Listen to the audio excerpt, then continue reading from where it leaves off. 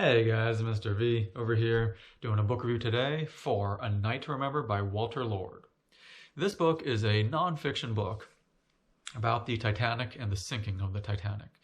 The sinking of the Titanic happened on April 15th, 1912, and the Titanic was the world's largest passenger ship, and it sank when it collided with an iceberg, and it claimed over 1,500 lives. And he does this book. He writes the book from different perspectives as he interviews people and gets different stories. And he talks about the night the Titanic sank. So that's the basic premise for this book. You should know that this book was written and released in 1955. Now, while it was released in 1955, the stories are still true because that's when he interviewed people who were aboard the Titanic and were able to survive. And that's why it is really good because he mixes a lot of stories in, and he can explain what happens based off the survivors because so many people did die on the night the ship sank. Now, while many did die, I said there was many survivors, but while he was able to interview them, the author does state that a lot of the Titanic is still unknown and it will remain unknown forever.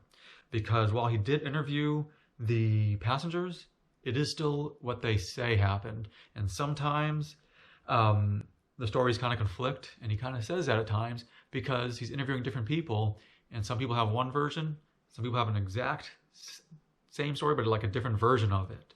So that's why he says a lot will remain unknown because different people give different stories, and that's why the stories conflict at times. But it still is really good to see an overall perspective, and he gives a good summary of everything that happens, and he mixes stories in there. And he still takes a lot of the general stories, and you can kind of tell based off of what happened.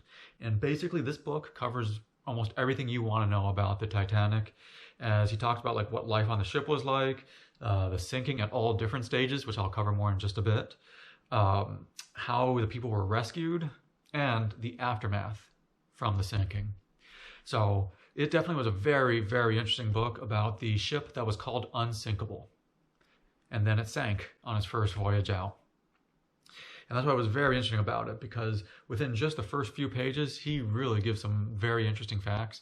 And like one of the interesting facts, a lot of people know about the Titanic, but some of these interesting facts he gives, people don't really talk about. And one of the most interesting facts that I wrote down was that there was actually a fictional book released in 1898 called The Titan. And it was very similar to the Titanic, in that it was similar in the size and weight, the amount of people on it, how the lifeboats were just a fraction of the passengers on it.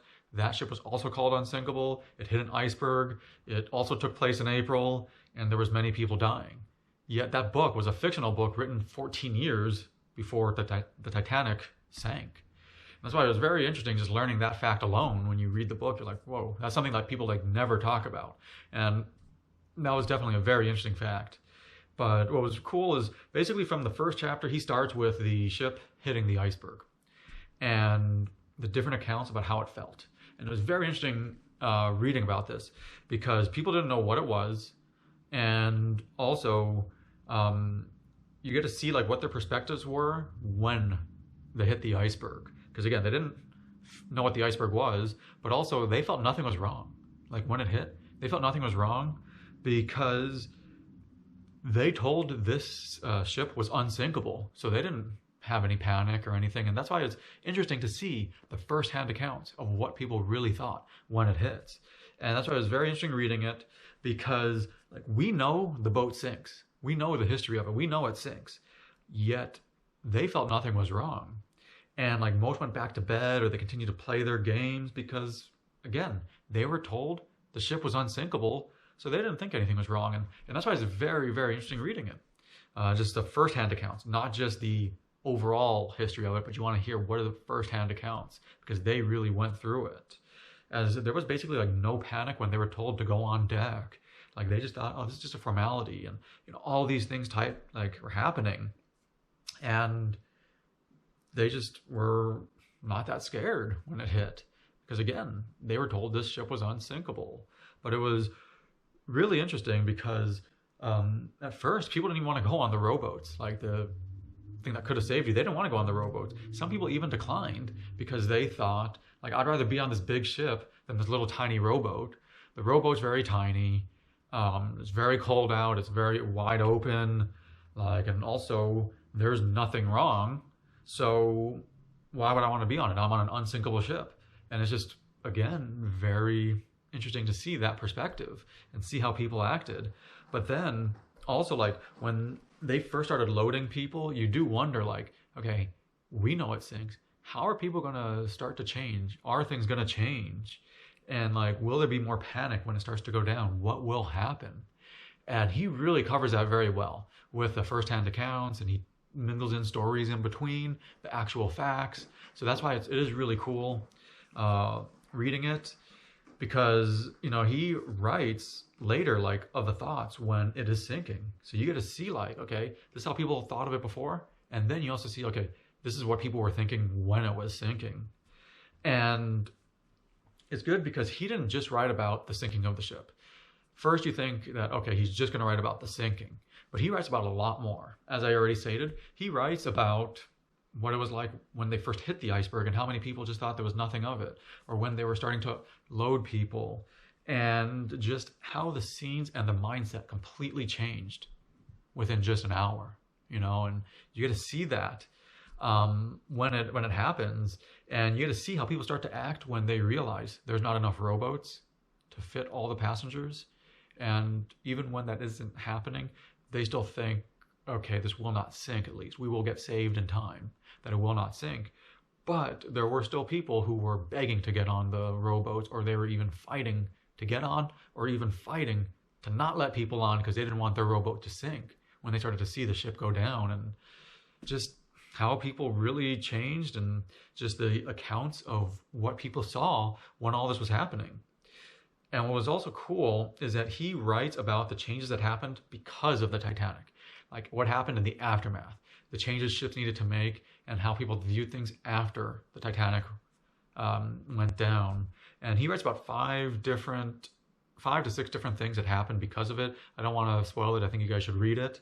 But one of the biggest things, which was really interesting, I thought, was that nobody from that point on thought there is an unsinkable ship.